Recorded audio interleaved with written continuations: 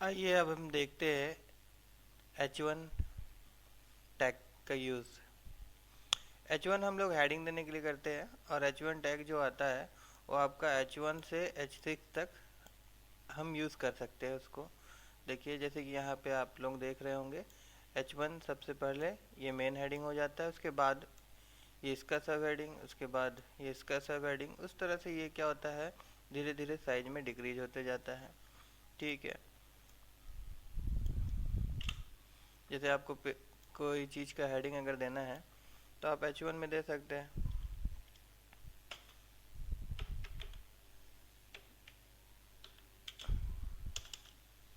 Heading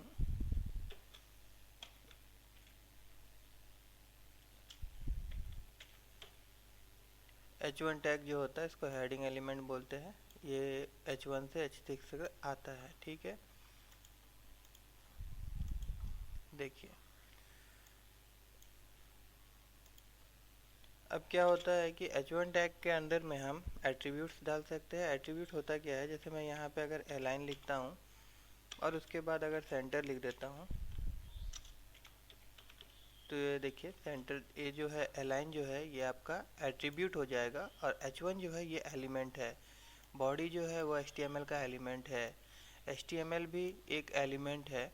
और ये जो हम लोगों ने यहाँ पे एंगुलर ब्रैकेट दे रखा है ये टैग होता है। तो HTML का हर एक एलिमेंट जो होता है वो टैग के अंदर लिखा जाता है। और एलिमेंट जो होता है सबसे पहले एक आपका ओपन टैग में लिखा जाता है, उसके बाद देखिए जैसे नीचे यहाँ पे दिया गया है क्लोज टैग। हर एलिमेंट का ओपन टैग और क्लोज टैग होता है, बट कुछ एम्प्टी एलिमेंट्स होते हैं जिनके लिए हम क्लोज टैग यूज़ नहीं करते हैं। ठीक है, वो क्या होता है मैं वो भी आपको बता दूंगा अभी। देखिए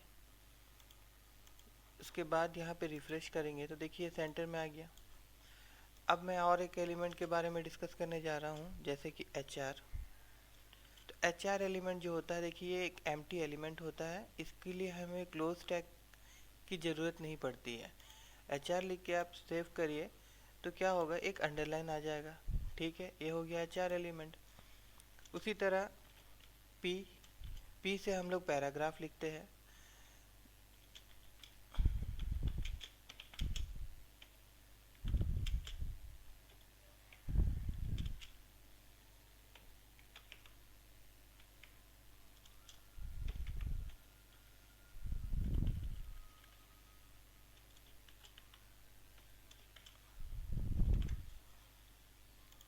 देखिए ये आपका पैराग्राफ, आप जितना पैराग्राफ लिखना चाहते हैं P के अंदर आप लिख सकते हैं।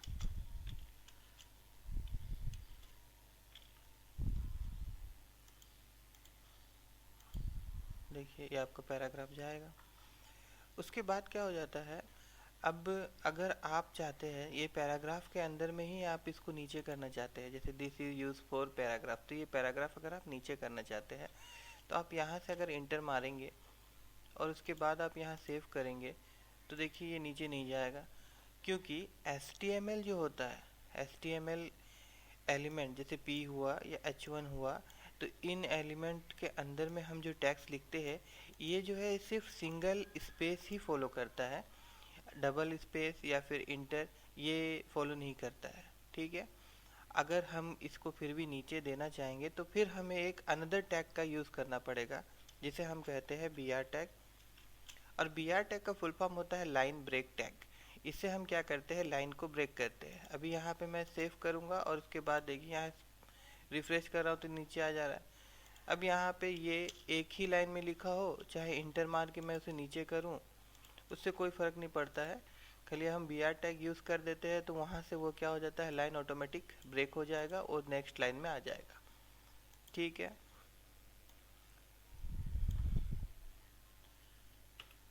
देखिए अब मैं और एक टैग के बारे में आपको बता रहा हूँ, टैग सॉरी एलिमेंट के बारे में बता रहा हूँ। पी आर ई जो होता है इसे हम कहते हैं प्री फॉर्मेटेड।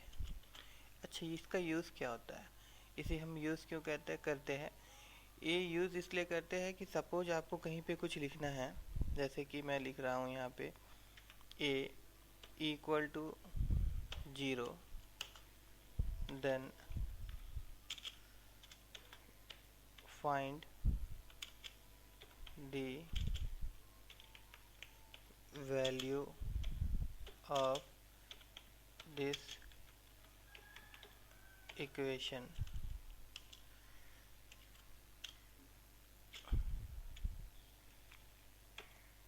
अब देखिए यहाँ पे आपको स्क्वायर अगर करना है तो यहाँ पे अभी फ़िलहाल तो आप नहीं कर पाएंगे, उसके लिए भी मैं आपको बताऊंगा।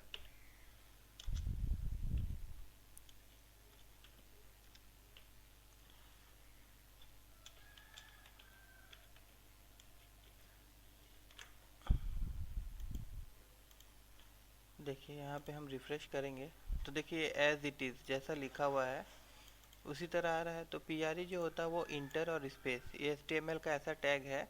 बाकी अदर एलिमेंट जो होता है वो सिंगल स्पेस फॉलो करते हैं, बट ये क्या होता है आप जैसा लिखना चाहेंगे आप इंटर दीजिए, स्पेस दीजिए, आप PRE टैग की मदद से आप इस तरह लिख सकते हैं।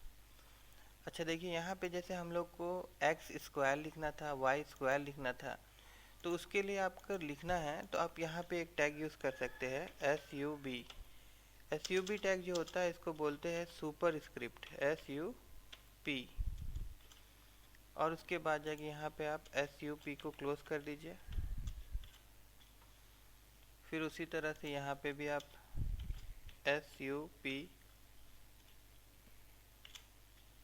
और यहाँ पे आप SUP को क्लोज कर दीजिए।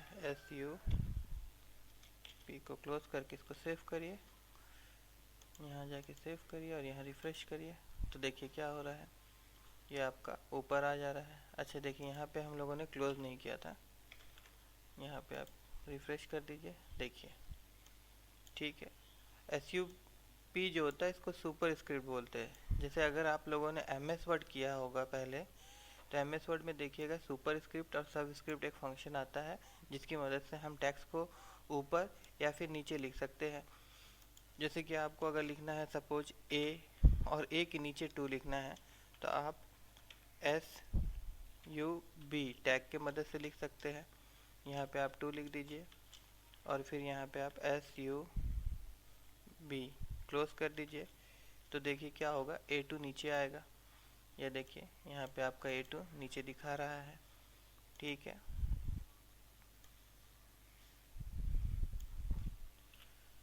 उसके बाद देखिए अब अगर आप बॉडी में कलर करना चाहते हैं तो उसके लिए आप BG तो हो गया, ये बॉडी का एट्रीब्यूट होता है।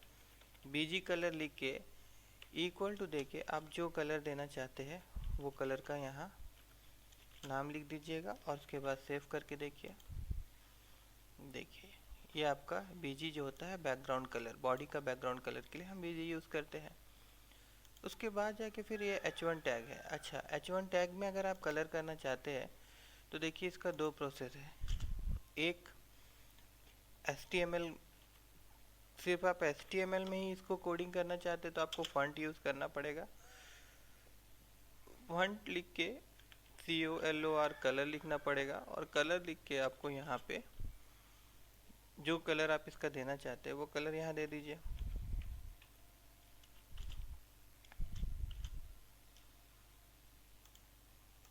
और इसको रिफ्रेश करिए, देखिए कलर चेंज हो गया। उसी तरह फॉन्ट का और भी एट्रीब्यूट्स होता है। जैसे आप फेस लिखेंगे इक्वल टू देंगे तो देखिए फेस क्या होता है, इसका जो स्टाइल होता है ये चेंज करेगा, ठीक है। तो यहाँ पे जैसे हम लोग फॉर्मेट में जाते हैं, फॉन्ट में जाते हैं तो देखिए ये सब जो है ये स्टाइल है। अब सपोज मुझे ये स्टाइल चाहिए तो मैं यहाँ से इसको कॉपी कर लेता हूँ और फिर फेस में मैं इन्वर्टेड कॉमा दे के यहाँ पे से सेव कर देता हूँ। अब देखिए इसका स्टाइल जो है चेंज हो गया। उसी तरह से हम साइज जो है वो भी दे सकते हैं। यहाँ पे जैसे मैं यहाँ लिख देता हूँ 25 पिक्सल, उसके बाद सेव करता हूँ और रिफ्रेश करता हूँ तो देखिए इतना बड़ा हो गया। थोड़ा कम कर देते हैं, 15 पिक्सल कर देते हैं।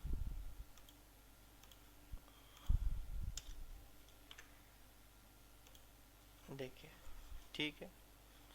अब देखिए ये फॉन्ट जो था हम लोगों ने H1 के लिए दिया था, बट क्या हो रहा है कि ये डिफ़ॉल्ट जो है ये P में भी काम कर रहा है। ये काम इसलिए कर रहा है क्योंकि यहाँ पे फॉन्ट हम लोगों ने ओपन किया था बट हम लोगों ने क्लोज नहीं किया था। तो यहाँ पे हम इसको क्लोज कर देते हैं, देखिए। उसके बाद सेव करते हैं, अब रिफ्रेश करते हैं, देखिए ठीक है। अच्छा, फॉन्ट टैग का मदद से तो हम लोग कर सकते हैं, हम लोग देख चुके हैं। फॉन्ट के लिए क्या लिखना पड़ता है, फॉन्ट कलर, फॉन्ट लिखने के बाद कलर, देन कलर का वैल्यू दे देंगे, फेस लिखेंगे, फिर फेस का वैल्यू दे देंगे, फिर साइज लिखेंगे और साइज का वैल्यू दे देंगे, ठीक है। और एक स्टाइल टैग आता है।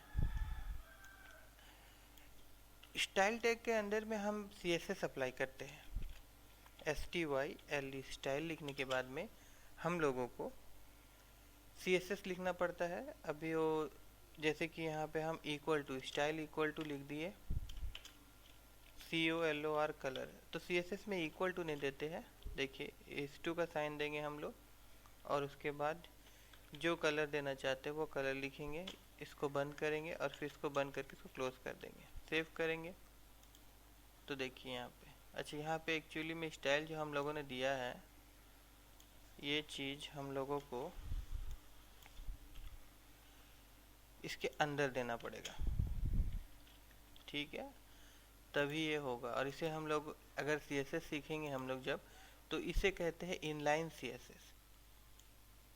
उसी एलिमेंट टैग के अंदर में ही, जैसे ये H1 है, H1 एलिमेंट है और ये पूरा इसका टैग है, तो टैग के अंदर में अगर हम स्टाइल यूज़ करके CSS का प्रॉपर्टी देते हैं तो इसे कहते हैं इनलाइन CSS, ठीक है।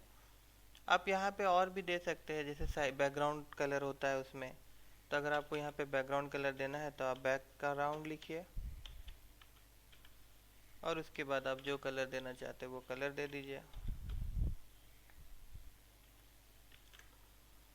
उसके बाद आप यहाँ रिफ्रेश करिए, देखिए बैकग्राउंड कलर आ रहा है, ठीक है।